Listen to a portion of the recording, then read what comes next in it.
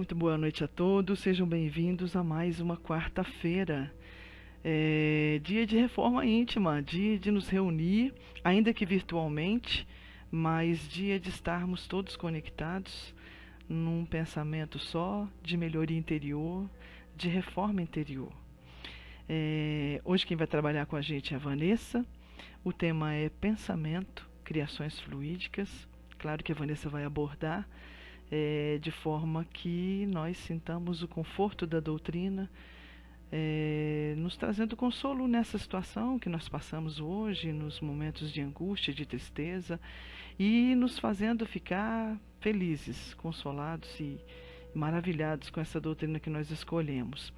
Lembrando que os nossos estudos prosseguem de forma virtual. Todos os links são disponibilizados ou no YouTube ou na nossa página do NEFA, no Facebook. Segunda-feira temos palestra do Evangelho às 8 horas. Terça-feira temos o estudo das obras de André Luiz, coordenado pelo Edmilson, sempre com um link de uma sala virtual. Quarta-feira, reforma íntima, às vezes live, às vezes vídeo. Quinta-feira, as obras básicas, sob a coordenação do Luiz Lenarte, também com uma sala disponível virtual. No sábado nós temos a palestra do Evangelho às 3 horas da tarde. E a mocidade também tem se reunido todo sábado à tarde. E a partir dessa semana nós vamos gravar os nossos encontros e também disponibilizar para todos vocês os estudos que a mocidade tem realizado, que tem um conteúdo bastante bacana, acho que vale bastante para todo mundo assistir. Eu vou fazer uma leitura para a gente abrir os trabalhos do livro Vinha de Luz, pelo Espírito de Emmanuel, psicografado por Francisco Cândido Xavier. O Senhor mostrará. E eu lhe mostrarei quanto deve padecer pelo meu nome. Jesus, isso está em Atos 9:16. O diálogo entre o mestre e Ananias, relativamente ao socorro de que Paulo necessitava, reveste-se de significação especial para todos os aprendizes do Evangelho. Digna de nota é a observação de Jesus, recomendando ao apóstolo da gentilidade que ingressasse em Damasco, onde lhe revelaria quanto convinha fazer, e muito importante a determinação a Ananias para que atendesse ao famoso verdugo trazido à fé. O apelo do céu ao cooperativismo transborda da lição. Perseguidor e perseguido reúnem-se no altar da fraternidade e do trabalho útil. O velhinho de Damasco presta socorro ao ex-rabino. Paulo, em troca, prodigaliza-lhe enorme alegria ao coração. Acresce notar, porém, que Jesus chamou a si a tarefa de revelar ao recém-convertido quanto lhe competia lutar e sofrer por amor ao reino divino. Semelhantes operações espirituais se repetem cada dia nas atividades terrestres. Debaixo da inspiração do Cristo, diariamente há movimentos de aproximação entre quantos se candidatam ao bom entendimento perante a vida eterna. Alguns trazem a mão confortadora e amiga da assistência fraternal, outros o júbilo sagrado da esperança sublime. Estabelecem-se novos acordos, traçam-se novas diretrizes. Imperioso é reconhecer, porém, que o Senhor mostrará a cada trabalhador o conteúdo de serviço e testemunho que lhe compete fornecer no ministério do seu amor infinito. Que lindo! Assim como ele esteve aqui e disse para Paulo que era para fazer o que ele veio para fazer e o atendeu de forma sublime, ele não nos abandona em momento nenhum. Imaginemos todos os profissionais da saúde com os seus mentores espirituais sendo amparados e sendo intuídos no bem, num bem maior, num socorro maior. Nós não estamos sozinhos. Deus, nosso Pai, jamais nos abandona. A nossa prece vai ser musicada, como eu já disse, né? Então vamos fechar os nossos olhos e vamos nos conectar nesse instante, nos preparando já para receber o conhecimento da doutrina, o conhecimento consolador, para termos a certeza da presença vibratória da espiritualidade ao nosso lado, a certeza de Deus Pai presente em nosso coração e a fé. Bem-vinda, aurora,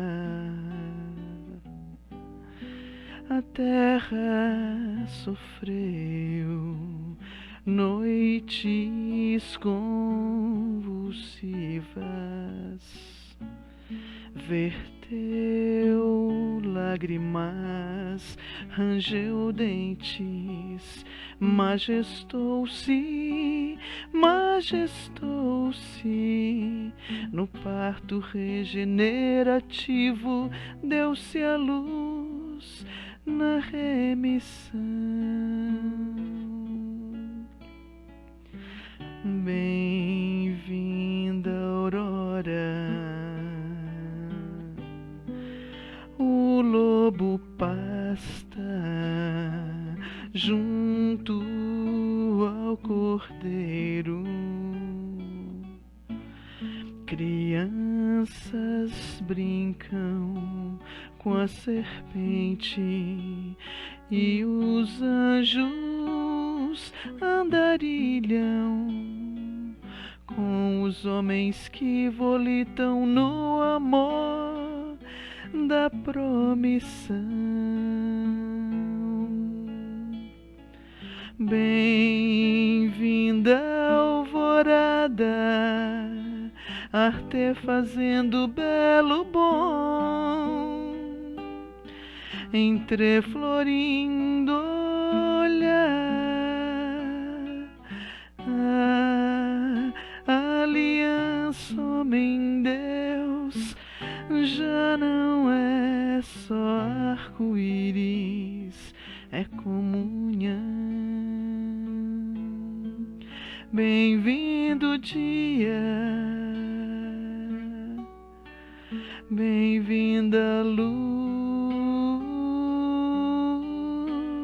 bem-vindo dia, bem-vinda luz,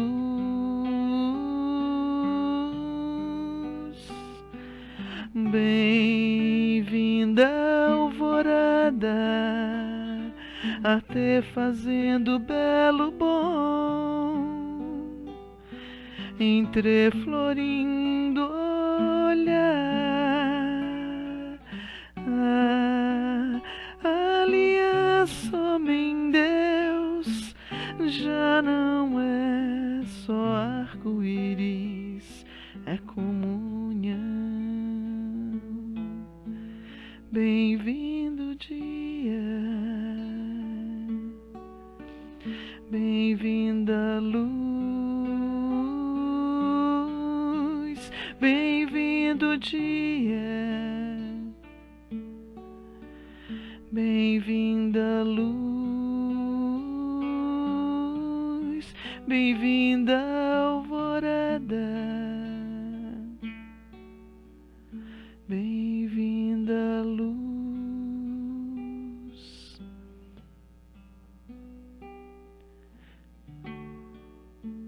Luz para todos nós.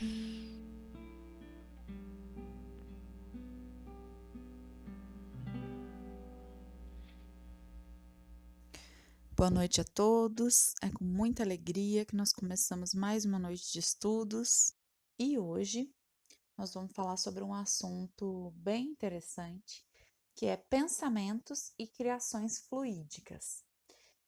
Eu penso que às vezes o nome do tema é um pouquinho complicado, né? Ele tem um quê de ser um assunto difícil, mas é um assunto extremamente presente no nosso dia a dia e fácil da gente falar sobre ele, tá bom? E para começar a falar de pensamento e criações fluídicas, a gente precisa entender um pouquinho o que é o fluido cósmico universal. Então, eu vou ler um trechinho para vocês retirado do livro A Gênese, que é um livro que compõe, né, as 5 obras básicas da doutrina espírita. E lá na Gênese nós temos um capítulo, né, que fala só sobre o fluido cósmico universal, os fluidos, né? E ele vai falar um pouquinho para nós do que seria a definição do fluido cósmico. Então, começa assim, ó. O fluido cósmico universal é, como já foi demonstrado, a matéria elementar primitiva, cujas modificações e transformações constituem a inumerável variedade dos corpos da natureza. Então, é como se o fluido cósmico universal fosse a matéria-prima de tudo que nós temos no universo, tanto das coisas materiais quanto das coisas, das vibrações, dos pensamentos, das energias. Tudo é fluido cósmico universal. É como se a gente é, vivesse mergulhado no fluido cósmico universal, porque ele é a matéria-prima do universo. Então, tudo que tem no universo é feito a partir do fluido cósmico, certo? No próximo slide, vocês estão vendo aí, é uma definição da Gênese também sobre pensamento e criações fluídicas. Esse primeiro trechinho vai falar um pouquinho do pensamento. Fala o seguinte: sendo os fluidos o veículo do pensamento, este atua sobre os fluidos como som sobre o ar. Eles nos trazem o pensamento, como o ar nos traz o som. Pode-se, pois, dizer, sem receio de errar, que há nesses fluidos ondas e raios de pensamento, que se cruzam sem se confundirem, como há no ar ondas e vibrações sonoras. Então, olha que interessante. O nosso pensamento, ele atua sobre esse fluido. Por quê? Porque o pensamento é força. E sendo força, ele manipula o fluido da maneira como ele bem entender, certo? Então, o pensamento ele tem essa capacidade de manipular os fluidos, né, as energias, vamos dizer assim, a grosso modo, que estão à nossa volta. Um exemplo disso é a questão da vibração. O nosso pensamento, seja ele positivo ou negativo, ele pode alterar a vibração, né, a energia emanada de nós. E outras questões mais que nós vamos falar um pouquinho para frente, sobre as criações fluídicas. Agora um pouquinho sobre as imagens fluídicas, né, ou criações fluídicas. A mais, criando imagens fluídicas, o pensamento se reflete no envoltório perispirítico, como num espelho. Toma nele corpo e aí, de certo modo, se fotografa. Tenha um homem, por exemplo, a ideia de matar a outro. Embora o corpo material se lhe conserve impassível, seu corpo fluídico é posto em ação pelo pensamento e reproduz todos os matizes desse último. Executa fluidicamente o gesto, o ato que intentou praticar. Olha que informação interessante sobre as imagens fluídicas, né? As criações fluídicas. São nada mais do que a ação do nosso pensamento que se reflete como um espelho. Ele dá um exemplo muito interessante. Quando a gente pensa em algo, né, a gente pensa numa ação ou a gente envia um pensamento para uma pessoa, por mais que a gente não tenha realizado esse ato, o nosso pensamento realizou. Por isso, Jesus falou, né, durante a passagem dele aqui na Terra, falou para a gente cuidar dos nossos pensamentos, orai e vigiai. Ele falava a questão do pecado por pensamento, né, que era para a gente se vigiar, para a gente cuidar dos nossos pensamentos, porque ele tinha esse conhecimento que a Gênesis nos trouxe, né, muito tempo depois, esse conhecimento de que o nosso pensamento vai projetar mesmo que a gente não execute. Mesmo que a gente não execute uma atitude, ela está sendo projetada pelo nosso pensamento e o nosso pensamento está criando fluidicamente uma forma que representa essa atitude ao nosso lado, né? Envolvendo o nosso perispírito nessa atitude que a gente pensou, mas não executou. para a gente ter uma visualização bacana do que seriam essas criações fluídicas, é como se nós tivéssemos várias fotografias do que a gente está pensando, e essas fotografias, elas ficam ao nosso redor, elas ficam em volta de nós. E assim, né, a gente vê como, quando a gente diz, né, que os espíritos desencarnados, eles conseguem enxergar o nosso pensamento, é claro que, dependendo do seu grau de elevação, eles vão conseguir entrar mais profundamente no nosso pensamento ou mais superficialmente, né? Quanto mais evoluído, mais ele vai conseguir, vamos dizer assim, entre aspas, né, auscultar o nosso pensamento. Mais ele vai conseguir é, olhar mais a fundo o nosso pensamento ali. E quanto menos evoluído, mais ele vai ter uma visão superficial do que a gente está pensando, mais vai ter uma visão. Porque o espírito desencarnado, ele consegue perceber esses fluidos de pensamento que a gente não consegue aqui encarnado. Às vezes a gente consegue sentir, às vezes a gente tem pessoas que a gente às vezes é tão conectado, né? Que você pensa na pessoa, a pessoa está te ligando. Ou você pensa numa frase e a pessoa fala a frase em seguida. Isso também é uma conexão de pensamento. E por que ela acontece? Porque tudo que eu estou pensando está em volta de mim, está projetado fluidicamente em volta de mim. E tem pessoas que têm mais facilidade ou têm mais afinidade e conseguem capturar esse pensamento que está girando em volta de mim, certo? Os espíritos, eles têm particularmente uma facilidade maior para isso. Por isso, orar e vigiar, e por isso a gente tem que olhar os nossos pensamentos e ver o que está permeando a nossa mente durante o dia, certo? E agora nós vamos conversar um pouquinho na prática, né, com alguns casos, alguns relatos ilustrados do livro Seara do Bem, que foi editado pelo espírito de Carlos Alberto Tonini e psicografado pelo médium Luiz Antônio Ferraz. E esse livro que está aparecendo aí para vocês, na Seara do Bem, ele traz, né, vários aspectos do trabalho na casa espírita. Esse capítulo que a gente vai trabalhar alguns trechinhos em vídeo, ele se chama Nos Bastidores da Reunião Espírita. E eu tirei alguns casos curtos de 1 minuto, né, para a gente poder conversar um pouquinho sobre eles. Essas ilustrações, elas são de um projeto chamado Projeto Imagem. E esse projeto, ele trabalha desenhando, trazendo, né, para ilustração trechos, capítulos e até livros completos que tratam da vida no mundo espiritual. Então é um projeto muito bacana. Quem tiver interesse de acessar, o site do Projeto Imagem é www.projetoimagem, tudo junto, .com.br. Então, vou repetir: www.projetoimagem.com.br. É um site muito interessante. Eles fazem, né, a ilustração de outros livros também que falam do mundo espiritual, muitos da série André Luiz, alguns infantis. Então, é um site muito bacana. Dá para a gente ter acesso, né, à ilustração desses livros. Então, esses trechinhos, né, que a gente vai trabalhar hoje, foram disponibilizados pelo próprio gestor do site, que é o Américo Sucena, em vídeos dele no YouTube. Então, são vídeos públicos, né, que a gente vai estar utilizando aqui hoje. Então, vamos para o nosso primeiro caso.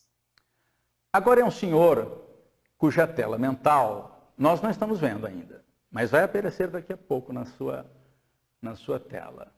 Tonini está percebendo, com a ajuda de Marcos, que este cavalheiro não está atento à palestra. Ele olha, mas não vê. Não enxerga. Ele está pensando em alguma coisa. Vamos ver o pensamento dele. Ele está pensando nos negócios. Está se vendo na mesa de trabalho, no escritório. Tonini pergunta a Marcos se ele está com algum problema. Ele diz, não. Ele só está preocupado em ganhar dinheiro. Pode ser que esteja visitando pela primeira vez a casa espírita e ainda não atentou para a proposta dos espíritos. Portanto, isso é muito comum na casa. Aquelas pessoas que vão assistir a palestra, mas estão vivendo uma outra realidade nos seus pensamentos.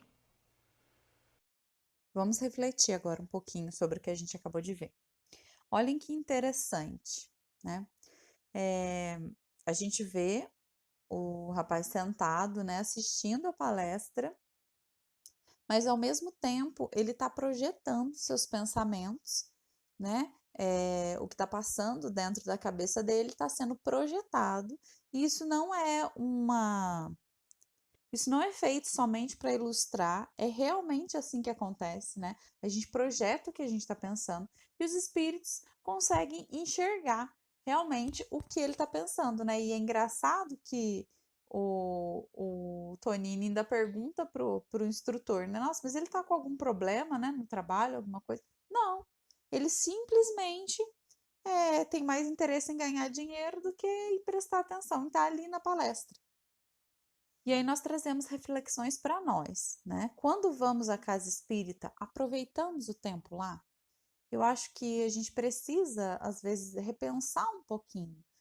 Quanto tempo do meu dia eu dedico a fazer uma oração? Quanto tempo do meu dia eu dedico para ir, né, a uma casa espírita, ir a um templo religioso, fazer algo pelo próximo? Tudo isso está relacionado com o cuidado com a nossa espiritualidade, com o nosso contato com Deus. Quanto tempo a gente dedica para isso? E aí, mais do que o tempo, quanto a gente aproveita desse tempo dedicado? Um exemplo bacana da gente refletir é quando a gente resolve começar a frequentar algum lugar, né? Ou a casa espírita, algum templo religioso, ou se dedicar a uma tarefa no bem, ou implantar o evangelho no lar em casa. Toda vez que a gente começa a separar um tempinho, né, do nosso dia para essas atitudes, tudo dá errado no começo. Não é assim? Eu vou sair para o centro, alguém chega, eu vou fazer o evangelho, alguém me liga, fico um tempão no telefone. Sempre é assim, né? Como se a espiritualidade estivesse testando para ver se a gente está firme naquilo que a gente está se propondo, né? Mas ao mesmo tempo, a gente às vezes fica irritado no dia de ir no centro, a gente briga com alguém um pouco antes de começar o evangelho. E eu acho que às vezes a gente tem que repensar um pouco, né? E olhar um pouco para os nossos pensamentos e para a nossa vibração. Porque a gente tira um dia da semana, meia hora nesse dia, que tem 24 horas, para a gente fazer um evangelho no lar. E aí a gente tem uma palavra atravessada com o irmão que vai fazer o evangelho com a gente, meia hora antes, e aí a gente faz de qualquer jeito, porque a gente, né, falou uma palavra atravessada por irmão ou recebeu uma palavra atravessada. Então a gente tem que repensar um pouquinho esse orar e vigiar, esse cuidar dos nossos pensamentos. Já é tão pouco tempo que a gente dedica para cuidar da nossa espiritualidade, para trabalhar pelo próximo, e a gente ainda consegue se deixar levar pelas influências ou de outros espíritos que estão ao nosso redor, ou a nossa própria, né, pendência, a nossa própria tendência, né, para se irritar ou para ficar chateado com coisas que realmente não são tão importantes. E aí a gente perde um tempo precioso, como esse senhor perdeu, que poderia estar escutando, né, o evangelho, que poderia estar refletindo as suas atitudes, mas perdeu, pensando em coisas do mundo material que não representam a nossa vida verdadeira. E aí a gente vem para a segunda questão: o que é prioridade nos meus pensamentos do dia? Porque muitas vezes a gente tem a sensação de que os pensamentos a gente não controla, né? De que a gente os pensamentos eles vêm, eles permeiam nossa mente e eles são, né, é algo que vem naturalmente. Sim, o pensamento ele racionalmente ele tem que vir naturalmente, porque à medida que a gente utiliza os nossos sentidos são responsáveis por ativar, né, as lembranças que a gente tem de tudo que os nossos sentidos tocam, cheiram, escutam, né, sentem. E então eles fazem parte porque nós estamos num corpo material. Mas os pensamentos que a gente vai deixar morar na nossa mente, somos nós que escolhemos. Então a gente tem que repensar o que é prioridade nos meus pensamentos durante o dia. O que eu estou guardando dentro de mim? Porque são as fotografias que estão permeando a minha volta. O próximo caso fala sobre pensamentos negativos. Vamos vê-lo? Muito bem. Seguimos em frente agora na história. Marcos e Tonini observam agora, entre o público, uma senhora no centro da cena, cujos pensamentos, pela cor da nuvem que está em torno dela, mostram que ela não está pensando bem. Os espíritos estão observando isso. Na Terra não conseguimos fazer isso, mas lá eles conseguem. Essa senhora está pensando alguma coisa que não é boa e, portanto, esses pensamentos acabam escorrendo para o seu tórax e ela sente uma certa pressão no tórax. E Marcos diz ao Tonini o seguinte: olha, ela gera o próprio desconforto. Mais uma vez a tese de que as nossas doenças têm causa no nosso comportamento. O que pode ser um pensamento, porque o livro não fala o que ela estava pensando de ruim. Mas nós podemos aqui imaginar uma série de situações. Por exemplo, que essa senhora não gosta da nora. Pode acontecer? Pode, e talvez seja mais comum do que a gente imagina. Ela não gosta da nora porque se sente responsável pela felicidade do filho. Ela acha que o filho fez uma má escolha. Ora, se a escolha é dele e ele já é maior de idade, ele que enfrente a situação. Eu não consigo mais, numa idade como essa senhora está, interferir na vida do filho sem prejuízo a mim mesmo. E, portanto, pensando mal da nora, esses pensamentos nocivos acabam se sobrepondo aqui no tórax, junto do órgão, que é o do sentimento, o coração. E essa pressão a faz sentir-se mal. É a primeira vez que ela está indo ao centro espírita, por exemplo, porque alguém lhe falou: se você tomar um passe, vai sarar. E, de fato, Marcos diz a Tonini que ela vai à sala de passe, vai tomar passe e os espíritos vão remover aquela nuvem escura. Mas, se ela não mudar comportamento, ela vai continuar com esse problema, porque se chegar em casa e voltar a pensar mal da nora, ela vai produzir novamente aquele teor de pensamento, que vai escorrer e vai se concentrar logo acima do órgão do sentimento. Esse desconforto vai permanecer. Ela só vai sarar o dia que ela mudar comportamento, marcando a tese de Jesus, que são os nossos comportamentos que geram as nossas doenças. Olhem que interessante esse segundo vídeo. A senhora produz, né, aquela vibração negativa que sai da sua cabeça e se agrega ali na região do seu coração. E o Américo, né, que está explicando para nós a cena, ele dá uma suposição, né? Isso pode ser, por exemplo, um sentimento ruim que ela tem por uma terceira pessoa, que ela está carregando aquilo dentro dela. Mas essa imagem ela é muito importante para nos fazer pensar sobre como os pensamentos, tanto negativos quanto positivos, eles podem afetar o nosso ser, o nosso corpo físico. Então, a gente vai focar hoje nos pensamentos negativos, em como eles podem criar as doenças que nós temos no nosso corpo, né? Que nós viermos a ter. Eu retirei um trecho do livro Dias Gloriosos, que foi ditado pelo espírito de Joana de Ângeles e psicografado pelo Divaldo Franco. Lá tem uma leitura chamada Pensamentos e Doenças. E ela fala um pouquinho dessa relação para nós. As doenças mais graves são aquelas que se originam na alma, espraiando-se pelo organismo físico e transformando-se em processos degenerativos, infecciosos, produzindo dores ou se exteriorizam como conflitos que se convertem em transtornos psíquicos cuja gravidade se encontra na razão da causa produtora. Olha que interessante, tem muito a ver com o que a gente acabou de assistir. Lembra que o Américo fala, quando ele está explicando a cena, né? Que o instrutor Marcos, ele fala para o Tonini que ela vai entrar, vai tomar um passe, a espiritualidade vai limpar aquele centro de força, mas no momento em que ela sair lá fora e continuar pensando aquele sentimento negativo direcionado àquela pessoa, aquela nuvem, né, negra vai voltar a fazer morada ali no centro de força cardíaco. Por quê? Porque os nossos pensamentos, eles podem afetar a nossa estrutura física, exatamente como a Joana fala aqui, né?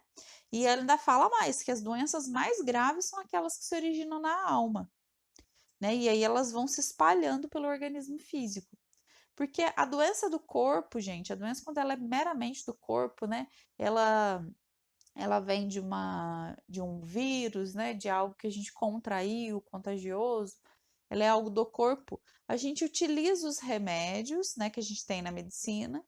Mas quando a doença ela se origina na alma, ela vem de um desequilíbrio que está lá dentro, né? Dos nossos sentimentos, dos nossos pensamentos.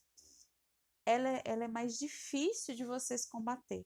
Muitas vezes você vai tomar os medicamentos vão ajudar a acalmar essa doença, né? O sintoma ele vai sumir às vezes por um tempo, mas à medida que você mantém o pensamento que fazia essa doença se desenvolver, ela vai voltar a se desenvolver. Porque não é um caso de contágio, não é algo puramente fisiológico. Está no seu pensamento, na sua força de pensamento. E o pensamento, ele é manipulação de fluidos, a gente já falou. Ele consegue projetar em nós, tá? Ele consegue projetar essa disfunção, né? Essa doença. E aí a Joana continua. A sementeira do ódio, do ciúme, da inveja, da ira e de outros anestésicos do espírito produz vírus e vibriões psíquicos que atacam o próprio como o organismo daquele que, desprevenido, inspirou a produção dessas ondas devastadoras que a mente produz e direciona conforme a sua estrutura moral. Olha que, nossa, que incrível, né? A gente pensar sobre o pensamento. Todos esses sentimentos, né, eles formam sementeiras dentro de nós. Então, eles produzem como se fossem vírus mentais, vibriões psíquicos. Imagina o vírus mesmo, né? Imagina um vírus mental. E ele ataca tanto a nós, né, que produzimos essas vibrações, esses vírus, esses vibriões psíquicos, quanto a quem a gente direcionou o nosso pensamento. Só que aí, né, a gente pode chegar a pensar, então a pessoa que eu direcionei meu pensamento vai ser atingida. Depende. Como estão os pensamentos dessa pessoa? E vamos agora para o nosso último caso, que fala sobre o passe. Muito bem. Agora chegou o momento dos passes. Lá na sala de passe é que vamos observar um outro fato. No canto lá à esquerda tem uma pessoa pensando em tudo, menos no que está acontecendo ali. E mais no centro das pessoas que vão tomar o passe está uma jovem que sai levemente do corpo. E podemos perceber isso pelo laço que une o seu perispírito ao corpo de carne. O que Marcos explica ao Tonini? Diz que o passe, ele é de um teor de energia que penetra o nosso corpo. Mas, se o perispírito sai um pouquinho, por esforço da prece, da concentração de quem vai tomar passe, o perispírito praticamente absorve todos os recursos. E quando volta a se justapor ao corpo de carne, consegue fazer um efeito melhor, mostrando mais uma vez a lição de Jesus, a cada um segundo as suas obras. Enquanto o homem no canto, à esquerda da imagem, não está preocupado com nada, está tomando passe automaticamente, a jovem está fazendo uma oração naquela hora. Isso dilata um pouco o perispírito, ele nem talvez tenha saído tanto do desenho, no desenho que está sendo mostrado, o perispírito talvez não tenha saído tanto do corpo. Isso foi um exagero de desenho para mostrar que o perispírito às vezes se dilata, ou às vezes sai um pouquinho, só para mostrar isso. Muito interessante também, né? Esse caso sobre o passe nos mostra como é importante a nossa postura, né, de receptores ali durante o passe. Nós temos claramente, né, os exemplos dos perfis das pessoas durante o passe. A pessoa que não, né, tá ali porque é automático, porque acha que tem que tomar o passe depois da palestra, nem tá se concentrando, às vezes nem sabe o que é aquilo, né? Não tem curiosidade de perguntar o procedimento, de saber o que acontece, e só vai porque acredita ser um ritual necessário, o que na verdade não é, né? É uma questão de necessidade, é um remédio. O passe é um remédio. A pessoa, né, como é jovem, que começa a desprender ali, né? O perispírito dela começa a desprender. Por quê? Porque ela faz uma oração, porque ela está naquele momento, ela está vivendo naquele momento, né?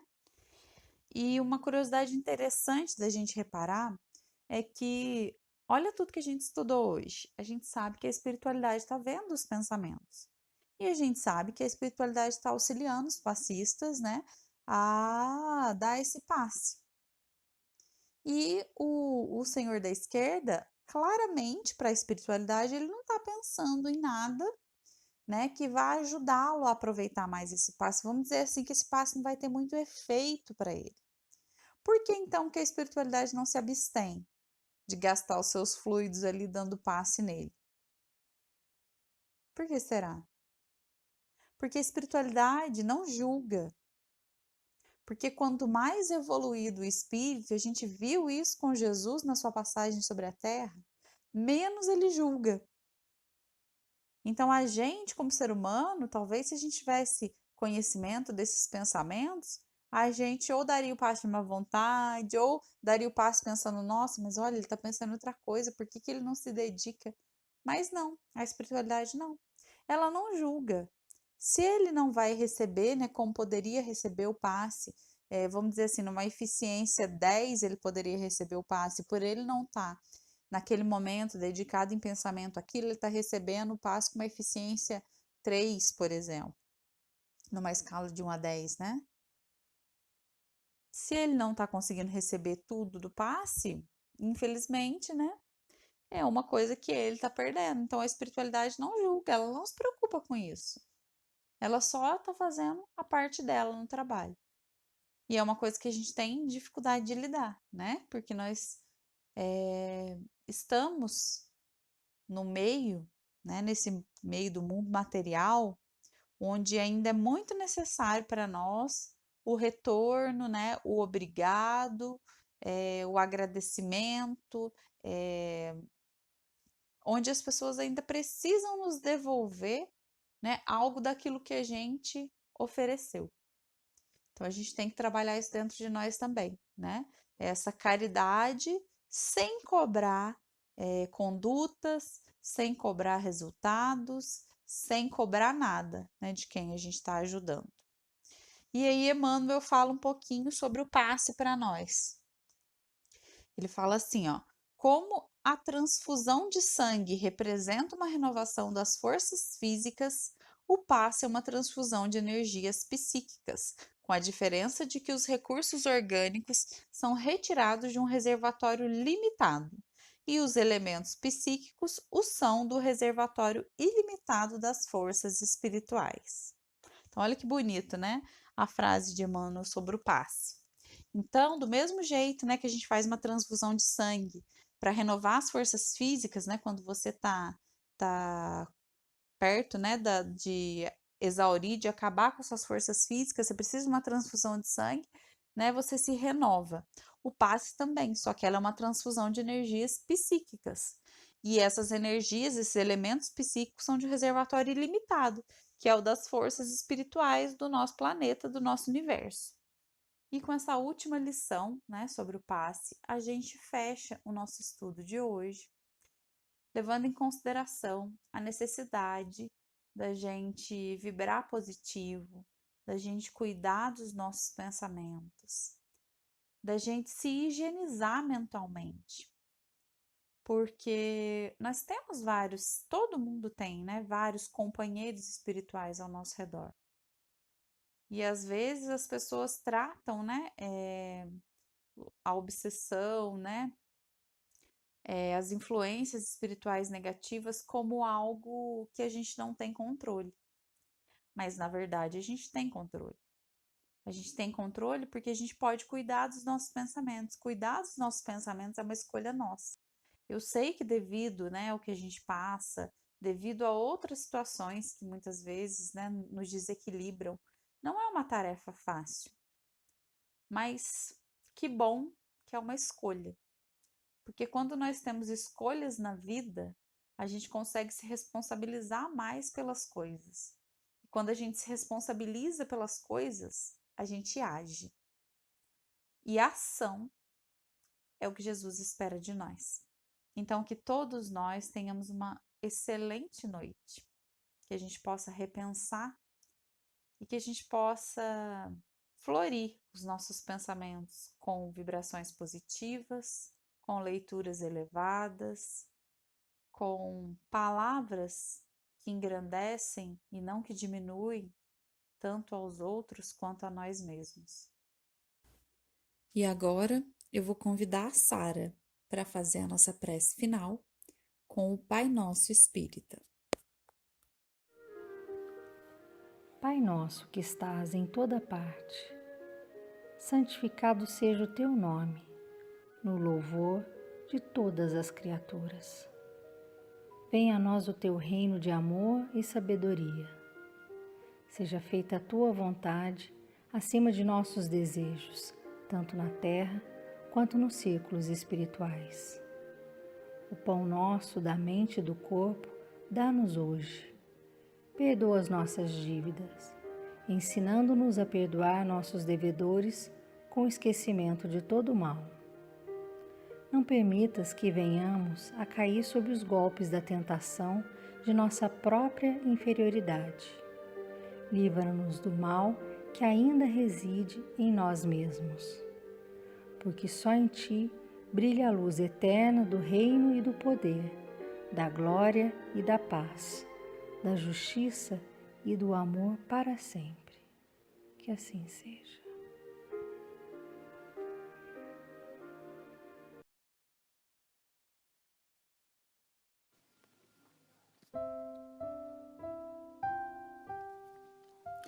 Um centro espírita é uma escola onde podemos aprender e ensinar, plantar o bem e recolher-lhe as graças, aprimorar-nos e aperfeiçoar os outros na senda eterna. O Núcleo Espírita Fraternidade e Amor foi fundado em 1994 com o objetivo de acolher e evangelizar os irmãos de ambos os planos. Passou por 3 locais diferentes, até se instalar na Avenida José Santana Rodrigues, no bairro São Vicente, onde se mantém até hoje. Com uma história cheia de voluntários e muita boa vontade, hoje tem disponível atividades em quase todos os dias da semana. Na segunda-feira, às 20 horas, acontece uma palestra pública, voltada aos mais diversos temas do Espiritismo e do Evangelho de Jesus. Na terça-feira, às 19 horas, um grupo faz estudo das obras de André Luiz, psicografadas por Francisco Cândido Xavier. Na quarta-feira, às 19h30, temos a Reforma Íntima, um dia de conversas e trocas, voltadas à transformação moral de cada um, onde nós vamos aos poucos modificando hábitos prejudiciais e plantando bons sentimentos. Na quinta-feira, às 19 horas, ocorre o estudo das obras básicas da doutrina espírita. No sábado, às 15 horas, são realizados 2 eventos simultâneos. A aula da Escola Espírita de Evangelização Infantil, Irmão Luiz Cláudio de Oliveira, para crianças de 3 a 14 anos, e uma palestra do Evangelho para os pais e frequentadores da casa. Ainda no sábado, às 16 horas e 45 minutos, começa o estudo da Mocidade Fonte Viva, composta por jovens a partir de 15 anos que estudam e debatem sobre a doutrina e o Evangelho de Jesus. Todos os anos, no mês de setembro, a Mocidade comemora seu aniversário com a realização de um encontro de jovens, o EMEI, Encontro de Mocidades Espíritas em Itajubá, desde 2007. Esse encontro reúne jovens da região do sul de Minas para estudar e aprender sobre a doutrina espírita. No período do Carnaval, a coordenação da mocidade, em parceria com outras coordenações da região, realiza o EMEC, Encontro de Mocidades Espíritas no Carnaval, oferecendo aos jovens a oportunidade de saírem das festas de rua e se reunirem para falar sobre Jesus e o Espiritismo. A casa também contribui com o ENEC, Encontro Espírita no Carnaval, onde os adultos se encontram por um final de semana para estudar a doutrina. O NEFA realiza diversas outras atividades, como atendimento fraterno, fluidoterapia, reuniões mediúnicas, assistência social, orientações e cestas básicas para famílias carentes, apoio às casas espíritas vizinhas com intercâmbio de palestras, entre muitas outras atividades. Somos um núcleo de estudo, de fraternidade, de oração e de trabalho, sempre prontos a receber, acolher e evangelizar a todos que procurem o nosso auxílio. Já nos disse Jesus: porque onde estiverem 2 ou 3 reunidos em meu nome, ali estou no meio deles.